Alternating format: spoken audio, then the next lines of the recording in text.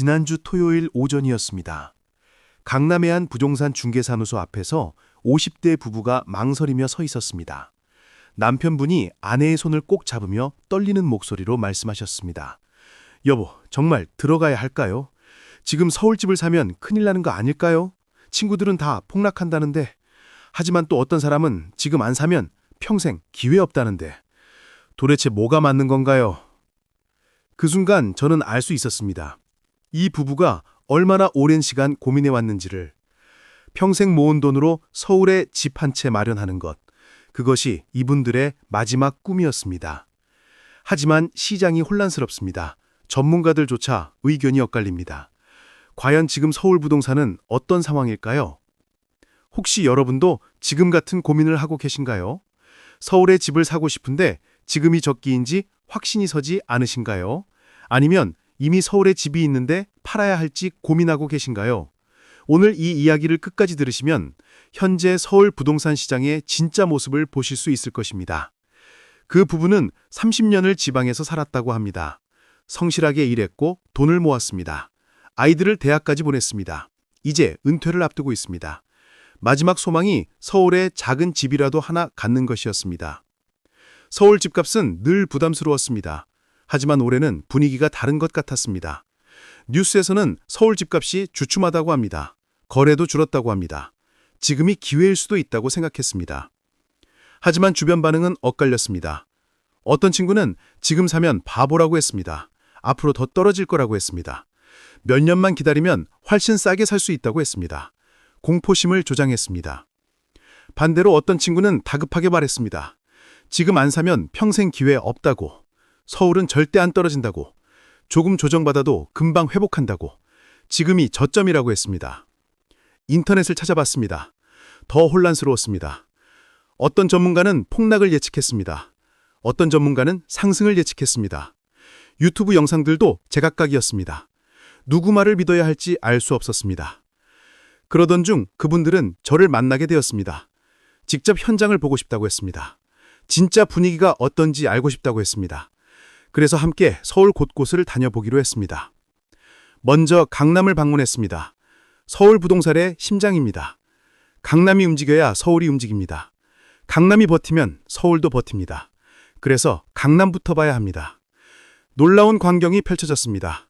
생각보다 사람들이 많았습니다. 부동산 중개사무소마다 손님들이 있었습니다. 매물을 보러 다니는 사람들도 보였습니다. 폭락장의 분위기는 아니었습니다. 한 중개사와 대화를 나눴습니다. 20년째 강남에서 일하는 베테랑이었습니다. 그분은 솔직하게 말씀하셨습니다. 거래량은 줄었다고. 예전만큼 활발하지는 않다고. 하지만 가격은 버티고 있다고 했습니다. 매물이 많지 않다는 것이 핵심이었습니다. 파는 사람이 없다는 뜻입니다. 집주인들이 버티고 있습니다. 조금 떨어진다고 해서 급매로 내놓지 않습니다. 여유가 있기 때문입니다. 반대로 사려는 사람은 있습니다. 많지는 않지만 꾸준합니다. 특히 중장년층이 많다고 합니다. 은퇴 자금으로 안전한 곳에 집을 사려는 사람들입니다. 자녀 결혼 자금으로 사는 사람들도 있습니다. 결국 수요와 공급의 균형입니다. 파는 사람도 적고 사는 사람도 적습니다. 그래서 가격이 크게 움직이지 않습니다. 급등도 급락도 없습니다. 정체 상태입니다. 하지만 지역마다 차이가 있었습니다. 강남 안에서도 편차가 컸습니다. 압구정, 청담 같은 핵심 지역은 더 강했습니다. 가격이 거의 안 떨어졌습니다. 수요가 탄탄하기 때문입니다. 반면 강남 외곽은 달랐습니다. 약간의 조정이 있었습니다. 급매 물건도 나왔습니다. 하지만 폭락 수준은 아니었습니다. 조금 내려간 정도였습니다. 다음으로 강북을 봤습니다. 성북, 노원, 도봉 같은 곳입니다. 강북은 강남과 분위기가 달랐습니다. 확실히 더 조용했습니다. 중개사무소에 사람이 별로 없었습니다. 한 노원구 중개사는 한숨을 쉬었습니다. 거래가 거의 없다고 했습니다. 매물은 쌓이는데 사는 사람이 없다고 했습니다. 가격을 낮춰도 안 팔린다고 했습니다. 답답하다고 했습니다. 강북은 확실히 어려웠습니다. 특히 외곽 지역은 더했습니다. 가격이 제법 떨어진 곳도 있었습니다. 급매 물건들이 나왔습니다. 하지만 그마저도 안 팔렸습니다. 왜 이런 차이가 날까요? 수요층이 다르기 때문입니다. 강남은 고소득층이 주수요입니다. 이들은 경기 영향을 덜 받습니다. 여유 자금이 있습니다. 좋은 물건이 나오면 삽니다. 강북은 실수요자가 주입니다. 생애 첫 주택을 사는 사람들입니다. 젊은 부부들입니다. 이들은 경기에 민감합니다. 대출이 어려워지면 못 삽니다. 금리가 오르면 부담됩니다. 마포와 용산도 받습니다. 이 지역들은 독특했습니다. 강남도 아니고 강북도 아닌 중간지대입니다. 최근 몇 년간 급성장한 곳입니다. 마포는 젊은 문화의 중심지가 되었습니다. 홍대, 연남동 일대는 활기찼습니다. 젊은이들이 살고 싶어하는 동네입니다. 하지만 주거용 아파트는 많지 않습니다. 중개사는 말했습니다. 마포는 수요는 있는데 공급이 부족하다고, 괜찮은 아파트가 나오면 금방 나간다고, 가격도 잘 버티고 있다고 했습니다. 용산은 더 뜨거웠습니다. 용산 개발이 본격화되고 있기 때문입니다. 국제 업무지구가 들어섭니다. 미군 기지 이전 후 개발도 진행됩니다. 기대감이 큽니다. 한 용산 거주자의 이야기입니다. 3년 전 용산에 집을 샀습니다. 당시 주변에서는 말렸습니다. 용산이 뭐가 좋냐고, 강남을 사라고 했습니다. 하지만 그분은 용산의 미래를 봤습니다. 계획대발을 믿었습니다. 그리고 적중했습니다. 3년 사이 가격이 많이 올랐습니다. 올해 조전기에도 잘 버텼습니다. 영등포와 여의도도 주목할 곳입니다. 금융 중심지입니다. 대기업 본사들이 모여 있습니다. 일자리가 많습니다. 젊은 직장인들이 선호합니다. 특히 여의도는 특별합니다. 한강변이고 교통이 좋습니다.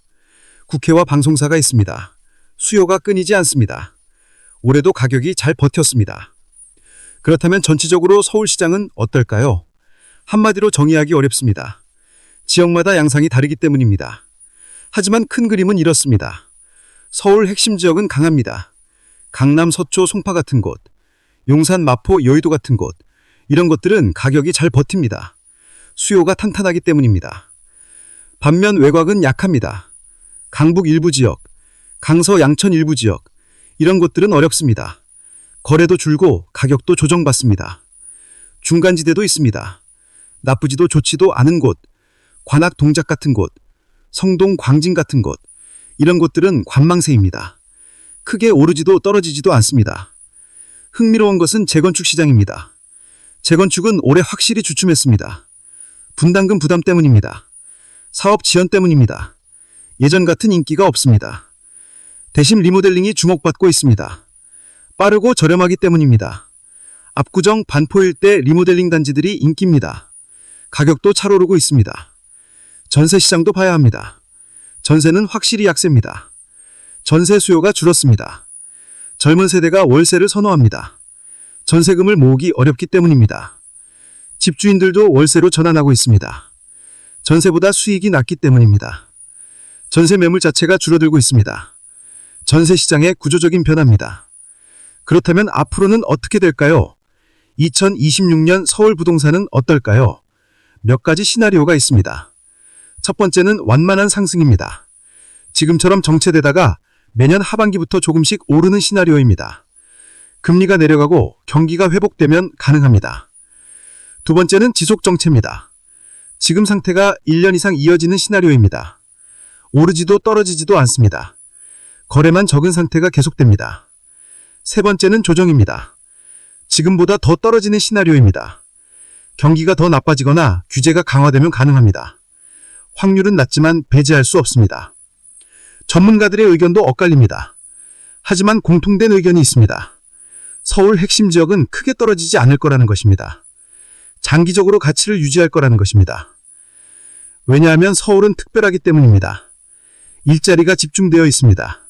인프라가 좋습니다. 교육과 문화가 발달했습니다. 수요가 끊이지 않습니다. 특히 강남은 더 특별합니다. 대한민국 최고의 주거지입니다. 부의 상징입니다. 누구나 살고 싶어하는 곳입니다. 쉽게 무너지지 않습니다. 처음 그 부부에게 이렇게 말씀드렸습니다. 서울시장은 지역마다 다르다고, 강남 같은 핵심 지역은 안전하다고, 하지만 외곽은 조심해야 한다고 했습니다. 예산과 목적을 고려하라고, 실거주 목적이면 좋은 것을 사라고, 투자 목적이면 더 신중하라고, 무리해서 대출받지 말라고 했습니다. 그분들은 결국 결정을 내렸습니다. 마포의 작은 아파트를 사기로 했습니다. 강남보다 저렴하지만 잠재력이 있다고 판단했습니다. 교통도 좋고 생활도 편리합니다. 무엇보다 본인들 예산에 맞았습니다. 대출을 적게 받아도 됐습니다. 부담이 적었습니다. 실거주하면서 자산도 지킬 수 있다고 생각했습니다. 몇 주 후 계약했다는 연락이 왔습니다. 매우 만족한다고 했습니다. 마음이 편안하고 했습니다. 서울에 집이 생겼다는 것만으로도 기쁘다고 했습니다. 서울 부동산 시장은 지금 전환기입니다. 예전처럼 무조건 오르지는 않습니다. 하지만 무너지지도 않습니다. 선택적 상승의 시대입니다. 좋은 곳은 오릅니다. 나쁜 곳은 떨어집니다. 양극화가 심화됩니다. 그래서 더 신중해야 합니다. 어디를 사느냐가 결과를 좌우합니다. 중년에게 서울 부동산은 중요한 자산입니다.